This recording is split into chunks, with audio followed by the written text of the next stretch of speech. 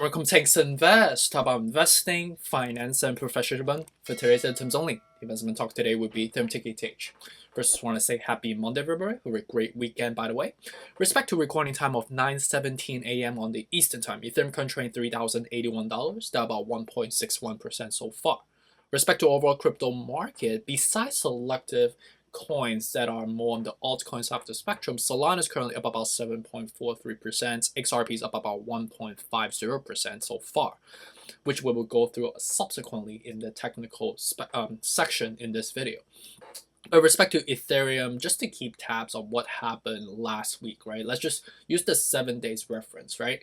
So since last Saturday and Sunday, we heard from Christine Lagarde from the European Central Bank on her depictions towards crypto assets, calling it some sort of a suspicious warning, right? Subsequently drive some sell-off from there. And then subsequent to that affectation, we had that anticipatory pressure on the FOMC meeting that happened last Tuesday and Wednesday. And as we heard more from Jerome Powell on the timing around the quantitative tapering or the easing plan, on how he's going to be triangulating with the job numbers versus obviously the asset purchasing, the $120 billion that will be incurring on a monthly basis to sustain our economy and sustain, our livelihood, if you may, right, with the stimulus checks. Subsequently drive some volatility into the US foreign exchange, the currencies price, right? And then subsequent to that, we had the anti-correlation effects from the currency spikes and drive some, sell-off from Ethereum from there, right? Oh, and across the whole crypto market, right? And then on Thursday and Friday, depending on what times you're in, on Friday specifically at 6:45 a.m. on the Eastern Time, as we broke out the news on the China crackdown, which is, frankly, more of like a meme type of a media application by this point. It's like the 7th time China has mentioned these type of enforcement news. Subsequent drive the sell-off from there, right, which we sold down from the 3,300-ish level to hit down all the way to the 2,750, and at one point 2,645 as well, and subsequently reverse back up. And then we hear more news on the Twitter, on their allowing users on Twitter to tip with Bitcoin, but also with the NFT utilization as well. Subsequently drives some green pressure, but it's kind of like a jerk sideways oscillation type of fashion, right? And then as we hear more today, as of today, on the September 27th on Monday, with respect to the news, it seems like there are some news that are showing some optimism, and some negative. So it's kind of washed out, which we'll go through that one by one together.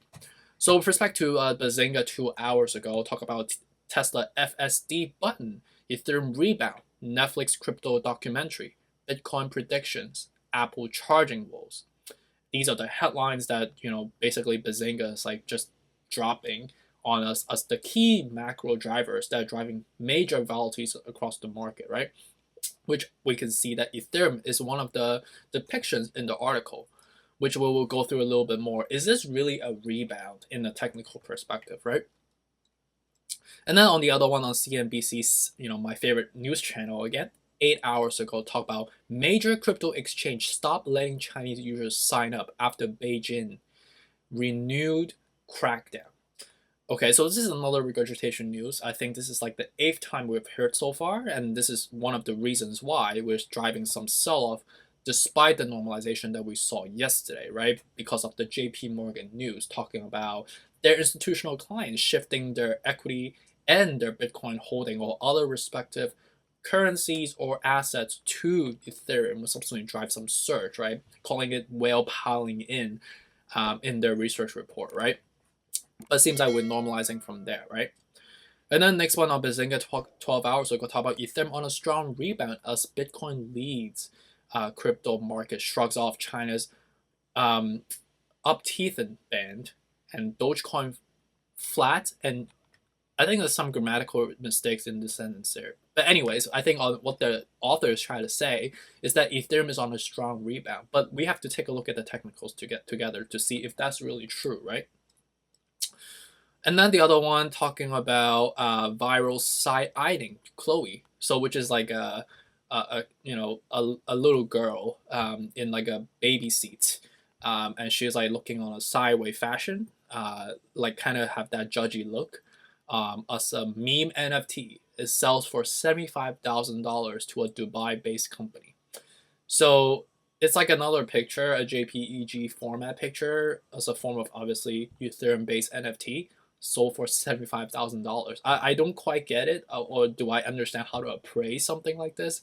But the side eye Chloe is something that we've seen before. If you follow one of those like Instagram memes or Twitter memes, if you may, right?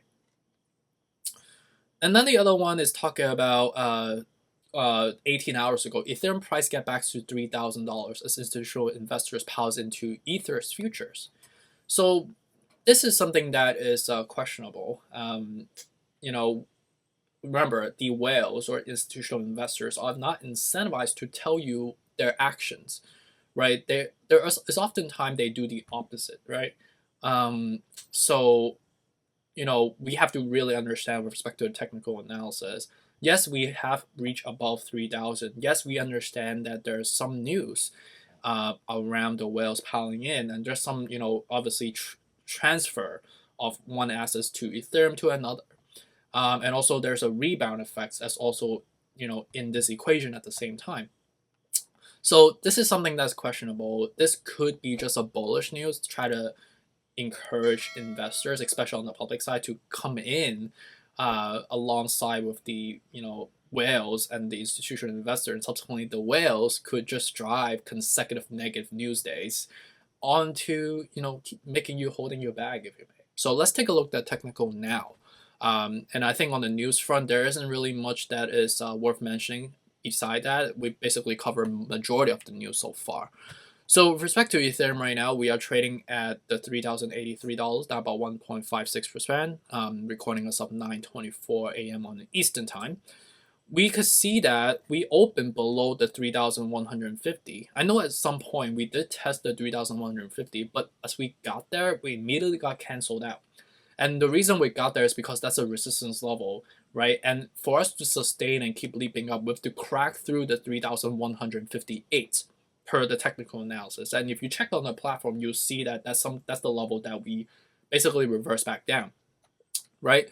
So with respect to the signal, are we in a bullish trend or in a bearish trend? Despite the positive news, I would say we're still in a bearish trend, right? Knowing the fact that RSI is at the 45.70, and on top of the MACD is not showing any signs of reversal yet. So today's one of those normalization days from the consecutive of volatility that we've been incurring so far.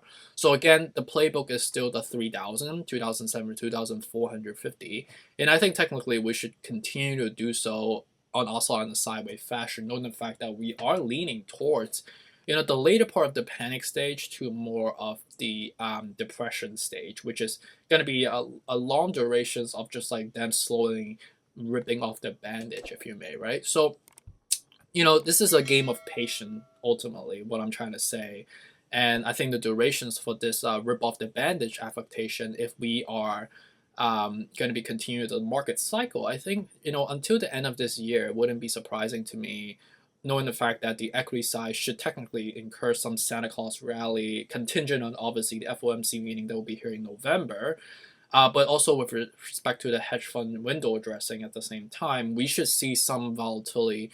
And my gut is telling me that the equity market should rally from here. We might see a correction and then subsequently a rally from here. Because of sector rotations, and that could subsequently have some anti-correlation effects to the crypto market, right? And I think that's a logical play. So something we'll be mindful of.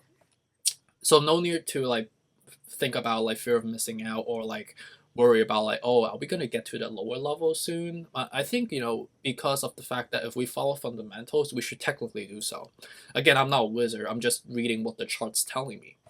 Respect to Bitcoin, we are still in the bearish trend. We are showing a little bit more of a curvature on reversal, but you could see that we've been kind of struggling on a sideways fashion. The head and shoulder pattern is still in place, so we took technically get back to the $40,000, which we did get there.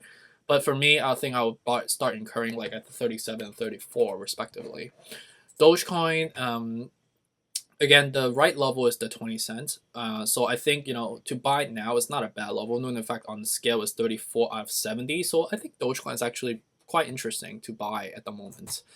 Cardano, we are still dragging out, but I think the cross is about to endure. We at the 43 out of 70, so it's not like perfect. We are not at the 35.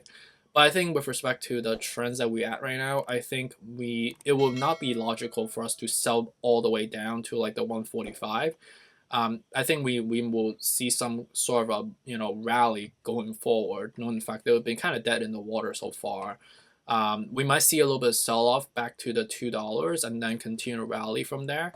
And I think the setup looks pretty promising at the moment. So Solana is mainly driven by public investors. There's obviously some sort of news that's driving this today. We up about 8.11%. And I think this is something we have to watch for because of the fact that we are forming a curvature right now. But is this something that's sustainable? I think it's getting net canceled out by the RSI, which is on the 53 out of 70. So it's not the perfect level to buy at right now. So would you buy now? I think no, I would not. Again, in a more risk averse level, is to buy at the 112 and the 94 and then the 66, which is the level I would personally buy at. XRP 88.78 would be the level $2 cost average at, and I think we are at a okay level, 47 out of 70, so not like anywhere close to 35. I think anywhere like we were at the dip when we were at the 88, which per our technical analysis it came true, and I know some people got highly benefited from it. So congratulations to you, but we're still in the bearish trend. So I think coming back to 88 would be logical, knowing the fact that we still have the head and shoulder that's formed right now. So with respect to the market cycle, we are at the anger stage. I think to see more like sideways fashion, and then we could just keep sliding down. And next thing you know, you're gonna ask yourself like, my retirement money is lost. How can I repay for all this new stuff? I'm an idiot. Like that's the time when you should be buying. You'll be an idiot if you don't buy at that time. This is like where the smart money comes in. Right, and we are educating ourselves on a daily basis, keeping tabs, and we're thinking logically. And I think the logical play is coming up. So we are in a good position mentally, but also in terms of asset allocation in that sweet spot for us to get in, right? And with respect to the price level, 3,000, 2,007, 2,450 for Ethereum is still my play. I know I got in at 2,750. 2,450 is a steal level, right? So don't be greedy and wait until that level. Buy within that level between 2,700, 2,450, right? I know some people even got in at 2,650. So really great. Congratulations to you. You guys are, diligent investors. That allows you to get there, right? Because like if you were just like chilling and not focusing and not keeping up to date, you would not be able to get there, nor paying attention enough to get there, right? But if you bought in at 4,000, let's just say you did, just hold for a long term, because like the market cycle will come through and will come together over time. It's just it's a long term patient game. And for you to sell on a loss, just not the logical move at all, because unless you want to pay tax as a write-off, but that's not the logical play, right? To sell on a loss, right? So really hopefully this is helpful to you. I really appreciate you for dropping by again. I hope you guys have a great rest of the week coming, and stay tuned for what's coming up. Take care. Bye.